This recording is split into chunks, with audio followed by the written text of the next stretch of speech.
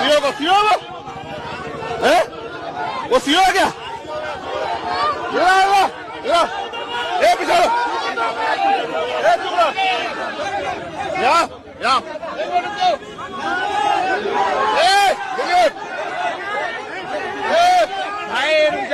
इधर से यार, जब मैं बोल रहा चुप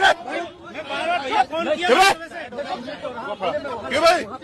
संजीव कांत मिश्रा कैसे ये पथरा हुआ क्या? 2 जिले की पुलिस क्या वो है? 2 दिन से वो अब वो दे रहे धमकियां दे रहे हैं इस तरह कर। क्या पुलिस व्यवस्था है? कोई नहीं बोला क्या पुलिस व्यवस्था है? मरवाना चाहते हैं? सुबह से गाड़ी नहीं थी तुम लोगों ने, ड्रामा निकाल रखा है और अब आए हो तो आके ठुमके लगाते चल रहे और ये नहीं देखा कि वो लोग पथराव करे हमारे लोगों में और बाद में हमारे लोग गलती निकाल रहे हैं।